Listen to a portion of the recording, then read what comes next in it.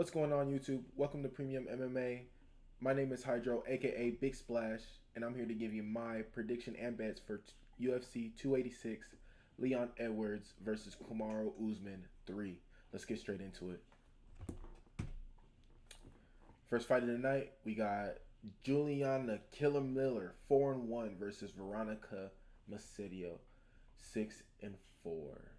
I'm gonna give it to y'all straightforward. I got Juliana in this matchup.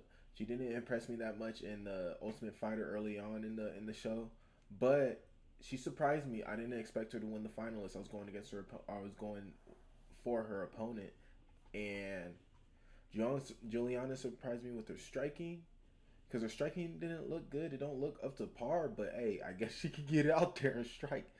But she could definitely take down these women. As you can see, her takedown accuracy is 100%. She gets 4 takedowns each fight, at least 4 takedown each fight, or the fight she's been in, at least in the UFC. And her striking has gotten way better. Her striking accuracy is great, and I think she's gonna steamroll Veronica. If it goes to the ground, I could see a finish, honestly. Because Veronica, her stand up is not great. She is a southpaw fighter. I like southpaw fighters, but she's not a good southpaw fighter. She has no striking, and her takedown average, she don't even go to. I don't know what she does. Even watching her footage, she was getting steamrolled. So I think this is a great, perfect fight for Juliana's. I wouldn't say UFC debut because that was the Ultimate Fighter final list, and that counts on her record, her UFC record. But I couldn't. She's gonna wear the UFC shit. It's not gonna say tough when she goes out and fights. It's gonna say UFC. So I'm getting this. I'm considering it. I'm considering this her UFC debut, and this is a perfect match for her to win. For her to look good in her UFC debut. So Killer Miller is the pick for this matchup, and I'm putting her in my parlay. I do a parlay where I parlay 3 fighters in the card, 3 favorites, and then I moneyline 1 underdog. So those are usually my bets, but Killer Miller, she is in my parlay. We got Herbert versus Ludovit Klein. Herbert is 12-4. Ludovit Klein is 19-4. Both great records. Both great fighters, great strikers. We got Herbert here training with Leon Edwards, who is fighting this in this card. So is a 2 teammates fighting in this card that just gets you amped up. I bet. I don't know. I bet you just that feeling is just amazing. So Herbert's pretty. I think he's pretty focused on his opponent here. He's 6'1". He's way taller than his opponent. It's a lightweight bout. He's pretty tall for a lightweight. His reach is long. He got him in the reach, and this is gonna be a mostly striking matchup. And I don't even think. I think if it does go to the ground, Ludovit Klein is going to wrestle Herbert. If Herbert is beating him in the striking, he's going to wrestle him because Ludovit Klein, he will stand and bang with you, but at the end of the day, looking at his footage, he's actually a pretty smart fighter.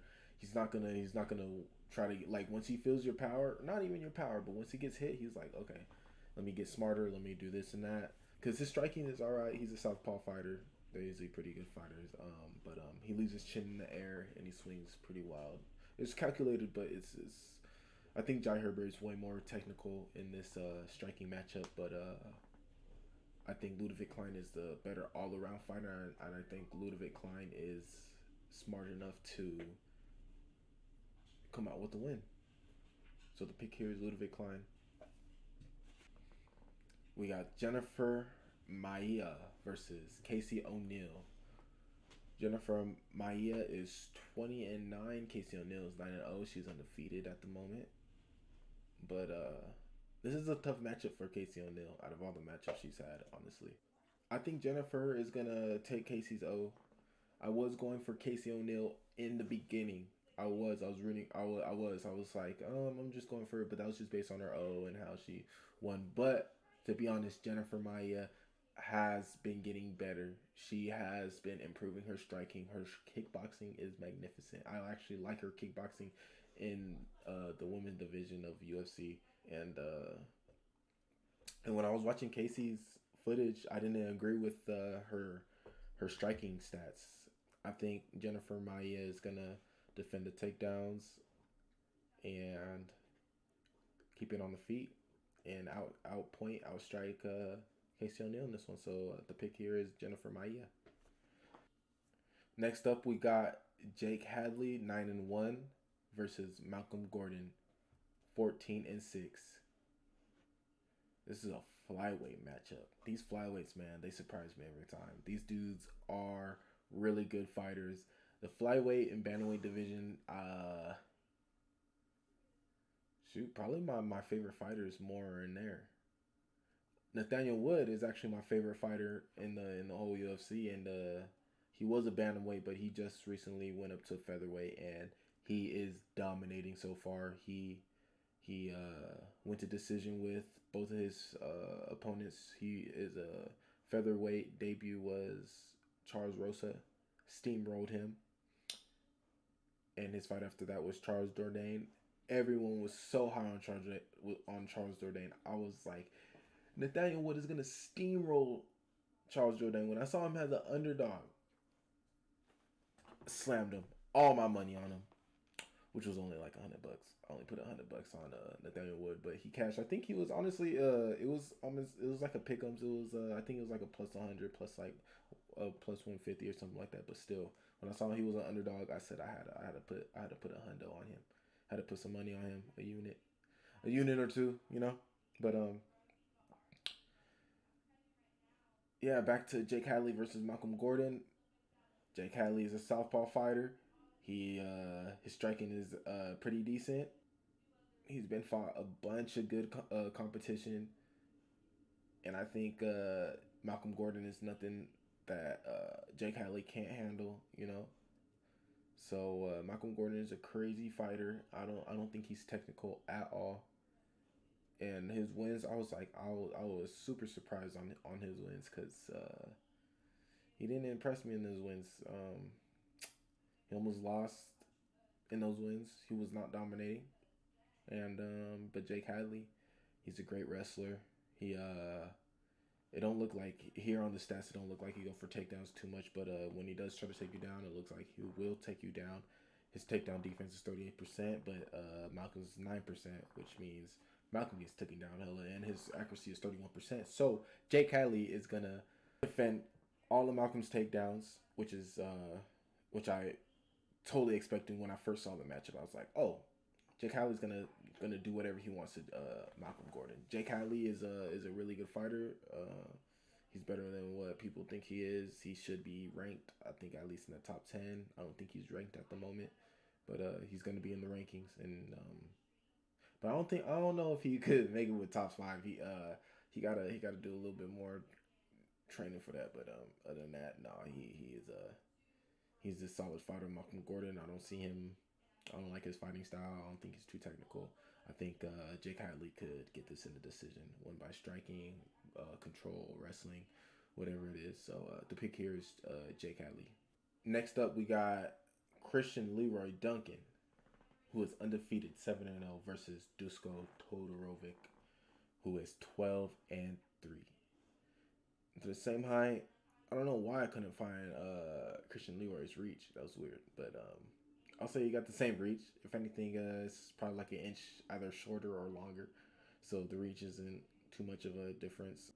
Todorovic looked good in his fights. Even in his losses, he looked good. I think this is gonna be a mostly striking matchup. So I think Todorovic got the better hands. I think Todorovic is more aggressive. Actually, I'm lying.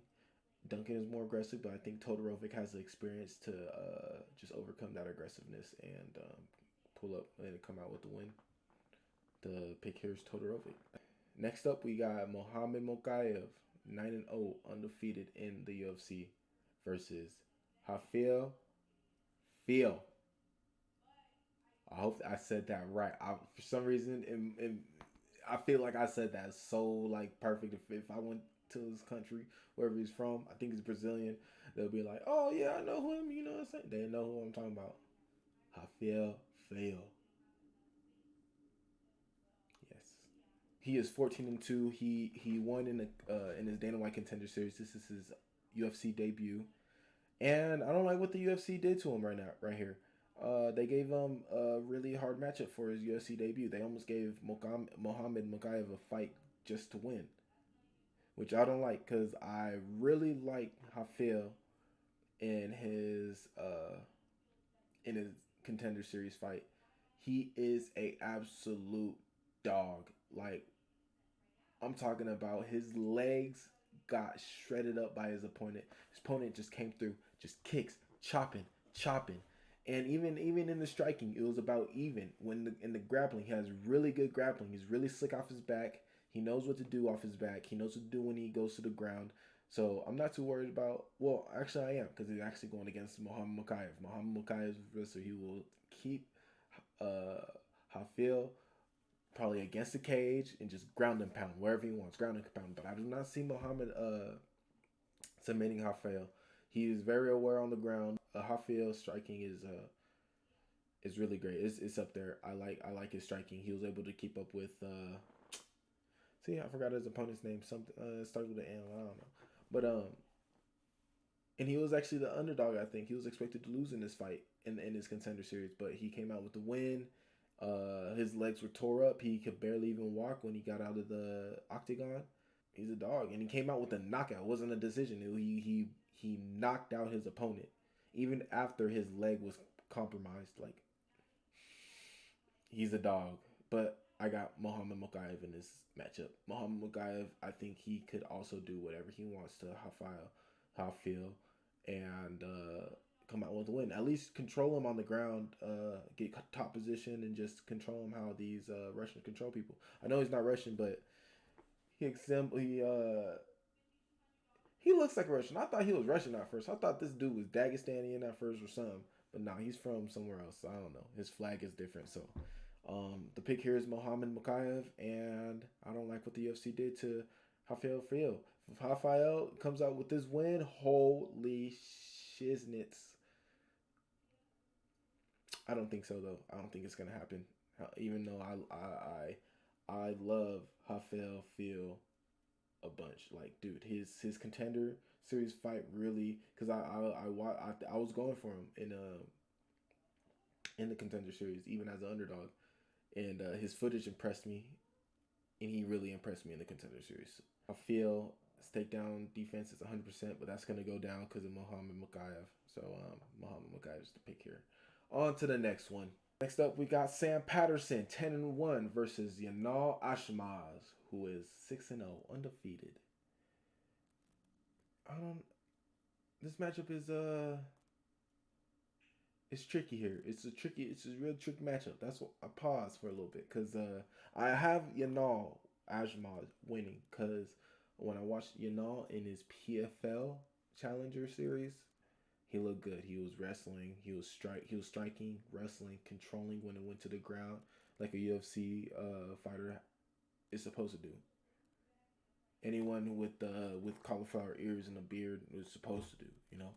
So he went out there and did his thing. Even in all his other fights, it was very impressive. Sam Patterson on the side, he does. He has magnificent finishes. He has like second round, first round finishes. But in those finishes, he also almost got finished. He got rocked, almost submitted, almost knocked out. But he pulled through. He's a dog. He pulled through. Honestly, I'm thinking his chin is weak. I'm thinking he's out, but he still is in there. He is a dog. He is 6'3". This is a lightweight. I think him and Jalen Turner are the tallest lightweights in the UFC right now. I think they're both 6'3". 78-inch reach, bro. He probably has a 10-inch reach over Yanal. But I think Yanal will be able to close the distance and get the takedowns on Sam Patterson.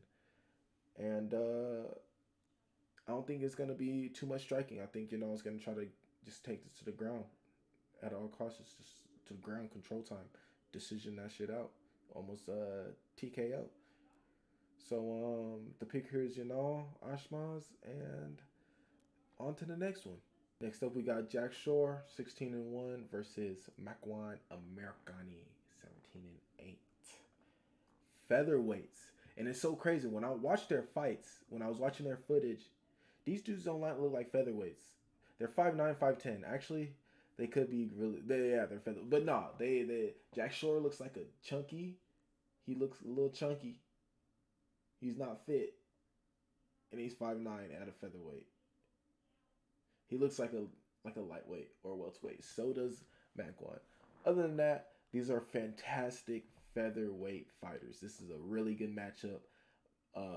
Great matchup for Jack Shore because Jack Shore is he's pretty new in the UFC. So and Makwan's did his little thanky thanks for a couple years already. So um, Makwan's a little older. Um, as you can see here, Jack Shore striking is way better with a 58% accuracy. He lands 4 strikes, get hits with only 2. His yep, he almost got 60% defense, which is great, and his takedown average is almost 4 takedowns in every fight. That is really good. But it's a 39% accuracy, so he probably does try hard for those takedowns. But his takedown defense is 81%. So in this matchup, I have no worries about him getting taken down. I feel like he will defend those takedowns if Makwan does want to try to go for the takedowns, which I think he will go for takedowns because as you can see here in his grappling stats, he averages 4 takedowns in a UFC in a fight. His accuracy is 43%. His defense is 38%. So that's why I think Jack Shore could do whatever he wants to him. Jack Shore, if it wants to be a grappling match, it could be a grappling match for Jack Shore on Jack Shore's favor on Jack Shore's side. You know what I'm saying? So yeah, the pick here is Jack Shore. I think Jack Shore could outstrike Makwan and out grapple Makwan for sure. And Jack Shore is actually in my parlay. So it's Juliana Miller and Jack Shore in my 3-leg parlay. But we'll get to the third leg. They're coming up. It's probably noticeable. It's probably y'all probably agree because I choose favorites, 3 favorites, and then I go with one underdog, and I'll tell you who my underdog is once we get to him as well. So the pick here is Jack Shore, and on to the next one. Next up, we got Chris Duncan, 9-1 versus Omar Morales, 17-8. Chris Duncan, 2 Contender Series fights, got knocked down in his first one, got a knockout in his second one. Look, and to be honest, in his second Contender Series, he did get the knockout, but he did not look like he improved. He almost got knocked out, almost, but while his opponent was going in for the finish, he just came in with a right, boom, and just knocked out his opponent, which was very impressive. I love that was a cool ass knockout because he was dazed. It's like he didn't even look at dude. He just knocked him out, bro, because he was dazed. His opponent was gonna rush in and finish him. But Chris Duncan is a dog. He's a dog. I wouldn't say he has a chin because he does get rocked. He gets dazed, bro. Nah. He could get knocked out and finished, which he did in his first Contender Series fight. So, and I think Omar Morales, he has the experience to withstand all that, to withstand Chris Duncan's wildness fighting and be smart and technical about everything. Because once Chris Duncan does get dazed, he will go for takedowns. He'll shoot for the legs quick. Not even dazed. If he's getting pissed up, if he's getting pieced up, he gets hit with like 3 shots. He'll shoot for the legs right after he gets pieced up. And I think Omar will defend those takedowns because they're not.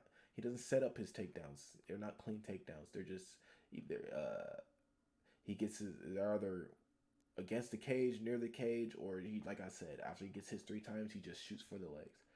And I think Omar has the experience to see that and to counter that and to outstrike him and defend his takedowns. So the pick here is Omar Morales. I believe Omar Morales is the favorite, which I was surprised. I was expecting Chris Duncan to be the favorite, but he's actually the underdog. I think later on, probably towards the fight, probably like a day before the fight and the day of the fight. Chris Duncan will probably be a favorite, and Omar Morales is great value. He has a good chance of winning this fight. So the pick here is Omar Morales. Next up, we got Marvin Vettori, 18-6 versus Roman Dolidze, 12-1. My boy Roman Dolidze is going to win this fight against Marvin Vettori. Marvin Vettori is a great fighter, great striker, great grappler, great all-around MMA fighter. But I think my boy Roman finishes this dude. I think Roman gets the finish.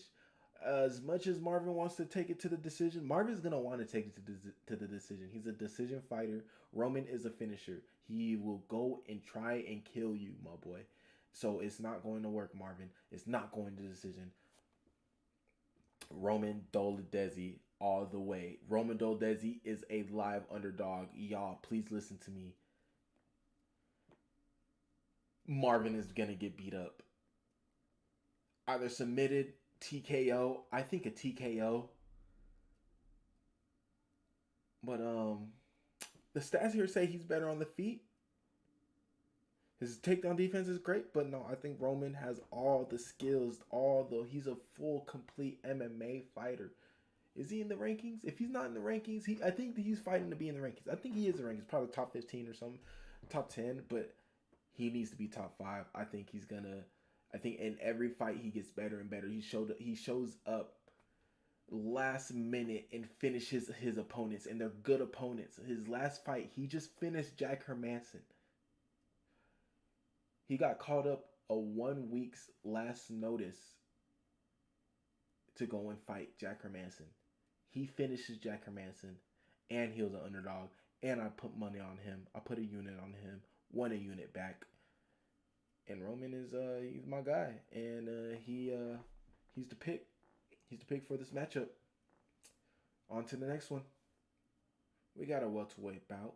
Gunnar Nelson, 18-5 versus Bryan Barberena, 18-9.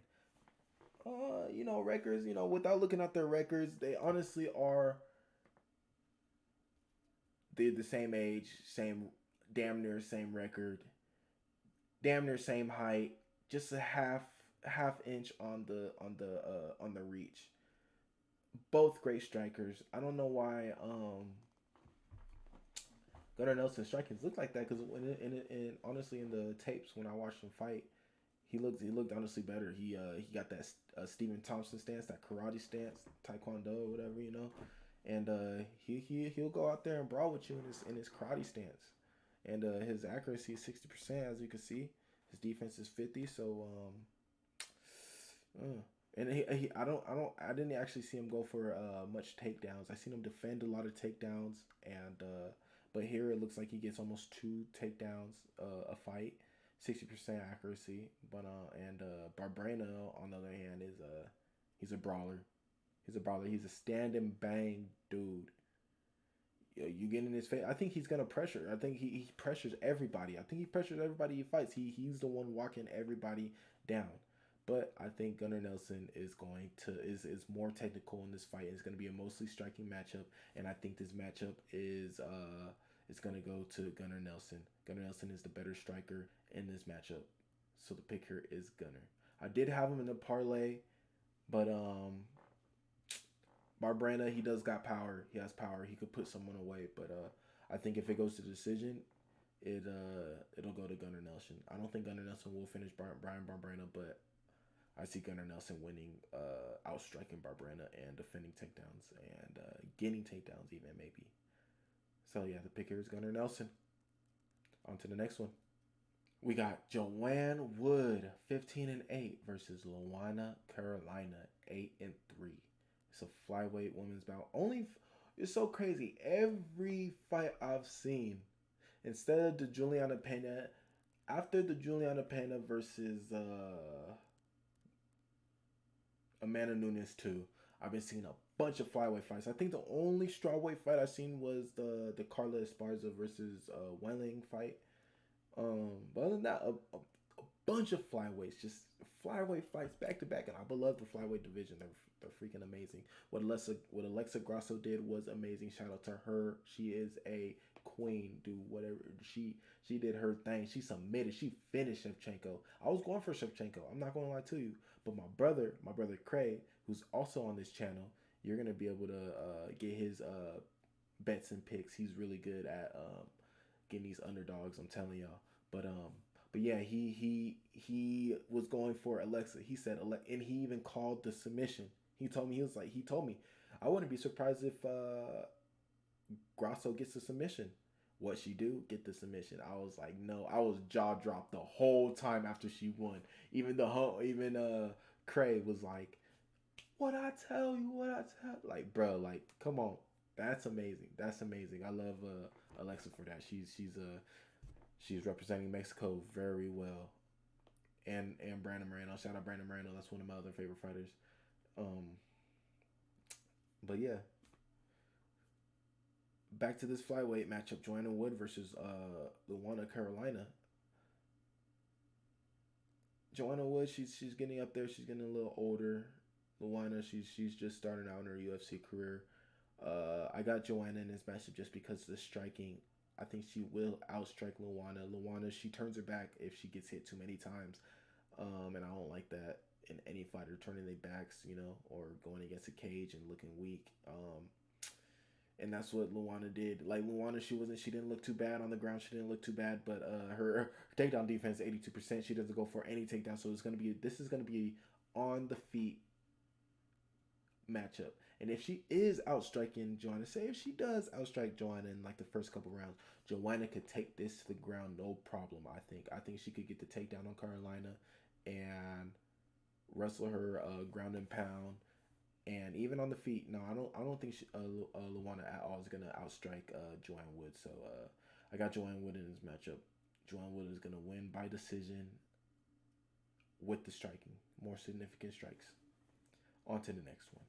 We got Justin Gaethje versus Rafael Fiziev. This is the craziest UFC fight ever in years. I'm sorry, I don't care any other title fights, this and that. Kamaru Usman versus Leon. I'm looking forward to this fight right here. My boy Rafael Fiziev is going to get the knockout over Justin Gaethje. Justin Gaethje, he's a phenomenal striker, great kickboxer, great wrestler, overall fighter. But he doesn't show his wrestling a lot. But he does have a wrestling background. But he didn't show his wrestling at all in the UFC. He just likes to stand and bang, and I think that's a bad idea with just stand and bang with Rafael Fiziev. Rafael Fiziev was way more technical than Justin Gaethje. They're about the same height, same reach, so this is going to be a really good matchup.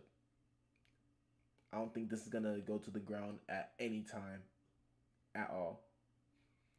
Rafael Fiziev is going to knock out Justin Gaethje. I got Rafael Fiziev by knockout. And Rafael Fiziev is the third leg to my parlay. That's how confident I am in Rafael Fiziev to win this fight. On to the next one. We got the main event. Leon Edwards versus Kamaru Usman. Leon Edwards is 20-3. Kamaru Usman is 20-2. Wow, Leon. What he did in the last fight was gnarly. What the hell? What the heck?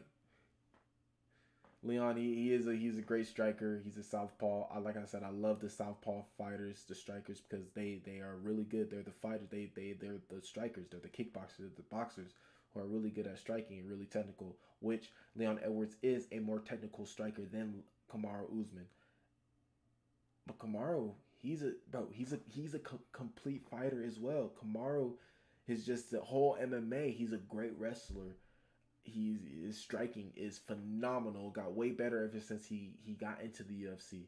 But he does go to the decision a lot, which is pretty it's crazy to me for as good as he is. I don't think he get more finishes, but Leon Edwards did get the finish, and I usually go for people who did get the finishes in the rematches when people usually rematch each other. Whoever got the finishes, I usually go for.